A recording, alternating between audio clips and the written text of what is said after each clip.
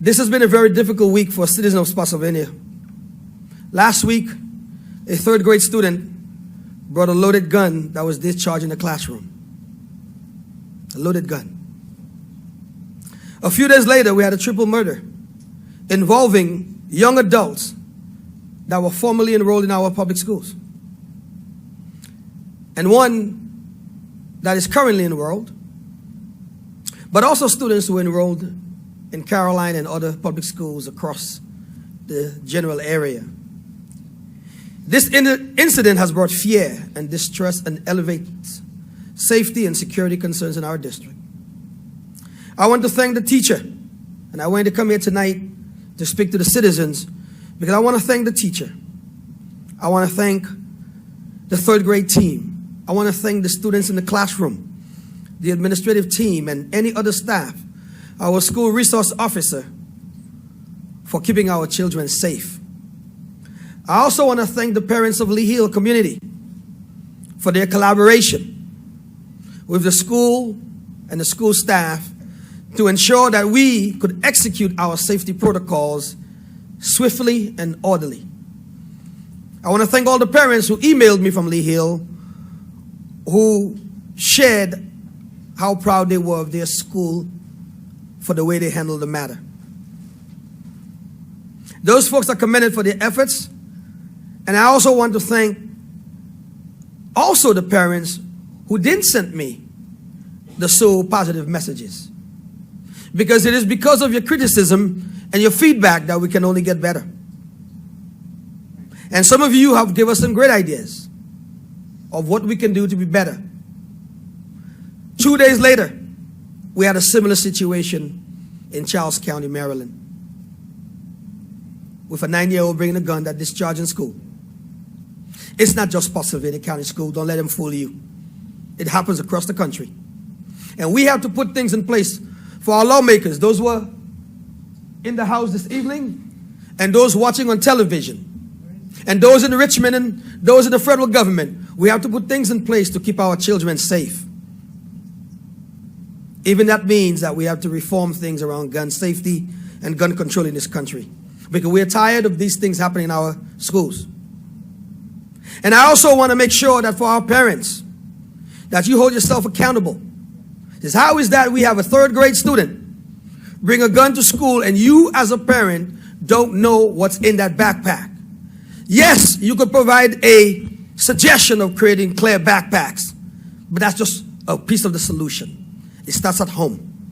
So I ask all of you parents tonight that we are going to do our job in school to keep them safe, but we want you to do yours at home.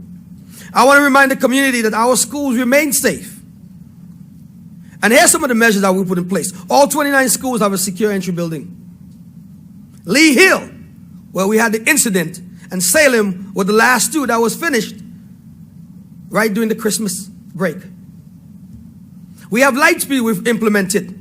We've developed and launched anonymous tip line for parents to tell us what's going on in our schools. We've purchased and installed the evolved weapon detection system at all high school, even though there are members right here in this audience who did not approve it. But we handle it and we put it in our schools. You need to be quiet while I'm talking, because I don't interrupt you when you're talking. We've hired safety officers at all of our middle schools this year.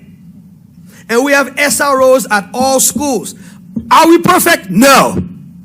But are we taking the steps to get there? We are. And when the system fails us, all we can do is learn from it. We'll continue to look at our processes and find ways to be better. Again, I'm asking all the parents to please secure your weapons at home. And remind your children, if they hear something or they see something, they must say something to a trusting adult in our district.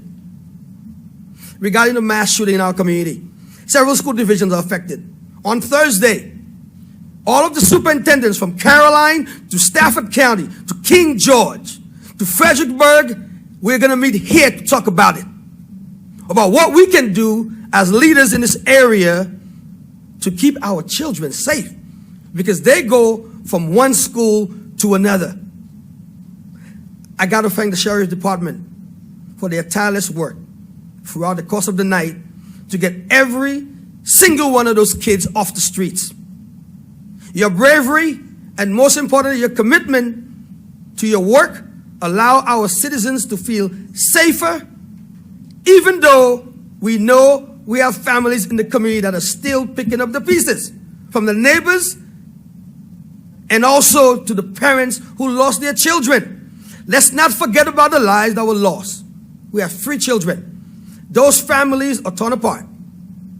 We have to keep those parents, despite of their children's actions, we have to keep them in our prayers as we find a path moving forward.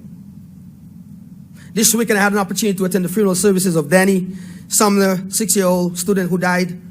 Danny was dad, but 6-year-old student Donovan, who was a student at City Forest.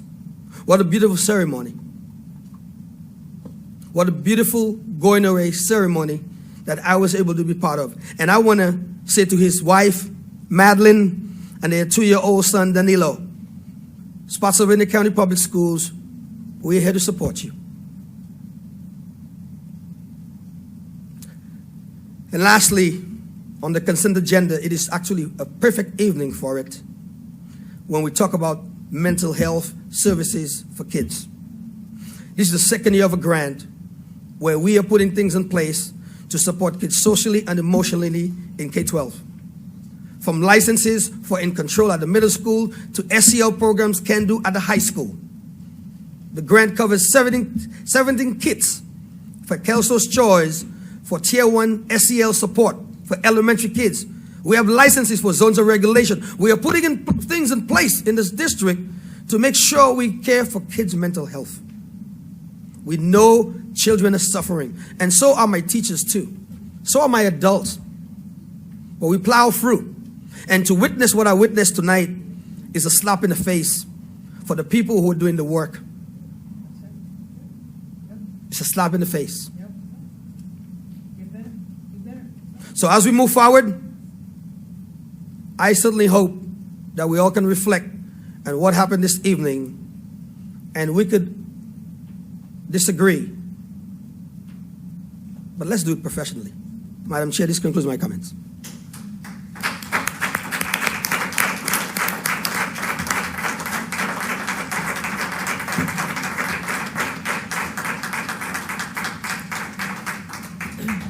And we'll have your staff hold your staff accountable. Ms. Phelps, please. Also, Thank you. isn't that our job? Dr. Mitchell, I want to thank you. Excuse me, I have the floor. Dr. Mitchell, I want to thank you so much for your comments. And I want to apologize for the extremely rude behavior going on behind you during your comments. As you were talking about very serious things that have been happening in our school division.